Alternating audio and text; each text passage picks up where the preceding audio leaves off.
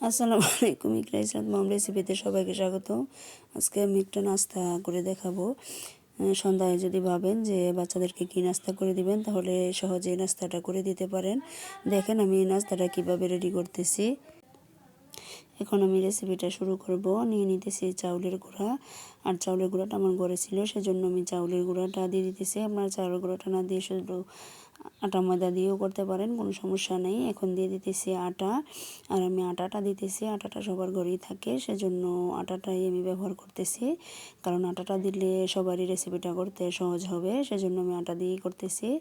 এখন দিয়ে দিলাম নারকেল কোরানো। আর নারকেল কোরানোটা অপশনাল, আপনারা দিলেও পারেন না দিলেও পারেন, কোনো সমস্যা নেই। আমার কাছে আছে, সেজন্য আমি দিয়ে দিলাম। আর এখন দিয়ে দিলাম লবণ, আর এখন দিয়ে দিতেছি গুড়। আর আমি গুড়টা দিয়ে বানাচ্ছি। গুড়টা দিয়ে বানালে আমার কাছে খেতে ভালো লাগে, সেজন্য আমি গুড়ই দিলাম। আপনারা চাইলে চিনিও দিতে পারেন, কোনো সমস্যা নেই। এখন দিয়ে দিতেছি ইস্টটা দিলে একটু ফুলবে, তারপর একটু নরম নরম ভাবও হবে, সেজন্য আমি ইস্টটা দিয়ে দিতেছি। ইস্ট দিলাম আমি। ইস্টের বোতলটার ঢাকনাটা দিয়ে আমি হাফ ঢাকনা দিয়েছি। এখন গুড়টা আর শুকনো উপকরণগুলো একটু ভালো করে মিশিয়ে নেব।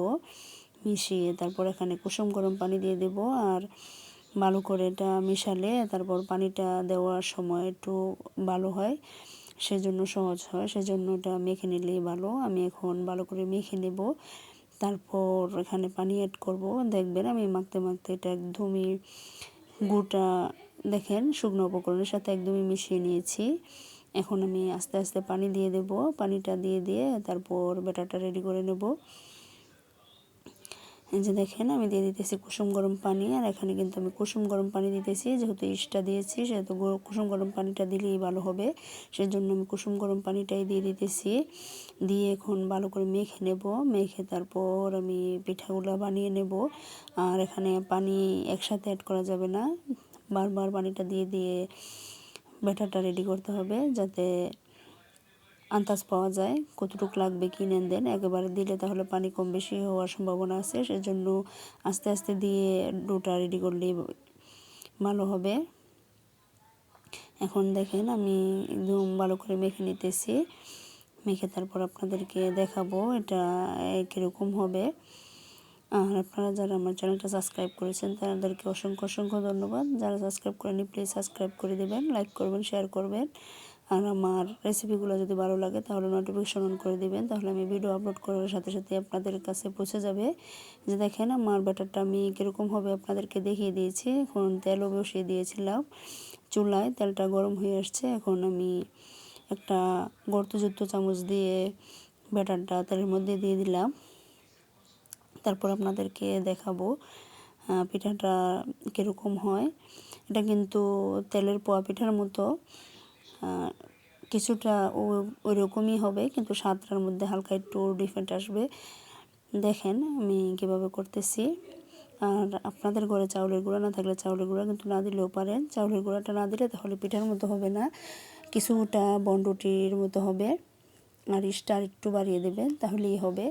এই যে দেখেন আমার নাস্তাটা কিন্তু খুব সুন্দর ফুলেছে। এখন আমি উল্টে পাল্টে এটা লালচে করে ভেজে নেব, ভেজে আপনাদেরকে দেখিয়ে দেব।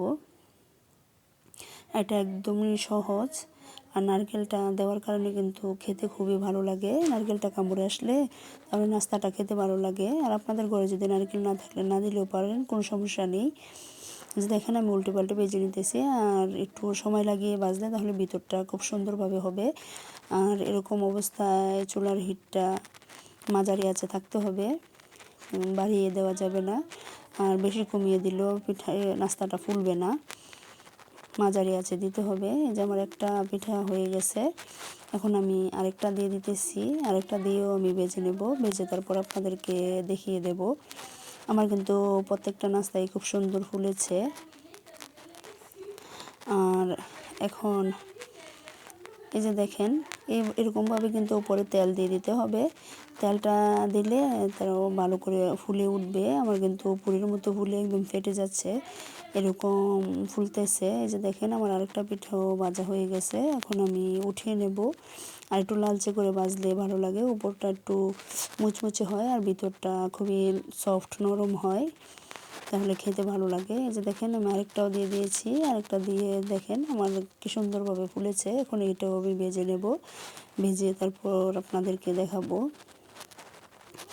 আর আমার কথার মধ্যে কোনো ভুল ত্রুটি হলে প্লিজ ক্ষমা দৃষ্টিতে দেখবেন। আর সবাই চ্যানেলটা সাবস্ক্রাইব করবেন, সাবস্ক্রাইব করে আমার পাশে থাকবেন।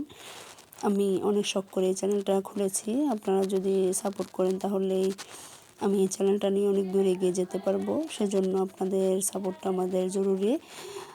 আর আমার ভয়েসের মধ্যে একটু এদিক সেদিকের কথা আসতে পারে, সেটা আপনারা ক্ষমা দৃষ্টিতে দেখবেন। এই যে দেখেন আমি এখানে নাস্তাগুলো বানিয়ে নিয়েছি, এখন একটা ছিঁড়ে আপনাদেরকে দেখিয়ে দেবো কত সুন্দর হয়েছে। এই যে দেখেন ভিতরটা কিন্তু খুবই সুন্দর হয়েছে, ভিতরটায় কিন্তু ব্যাটার জমাট বাঁধেনি, খুবই পাতলা, খুব সুন্দর হয়েছে। আপনারা এরকমভাবে বানিয়ে খেয়ে দেখবেন, খুবই ভালো লাগে নাস্তাটা খেতে। আর আমার জন্য সবাই দোয়া করবেন, বেশি বেশি করে দোয়া করবেন। আমি একটু অসুস্থ। আর সবাই ভালো থাকবেন, সুস্থ থাকবেন। আসসালামু আলাইকুম, আল্লাহ হাফেজ সবাইকে।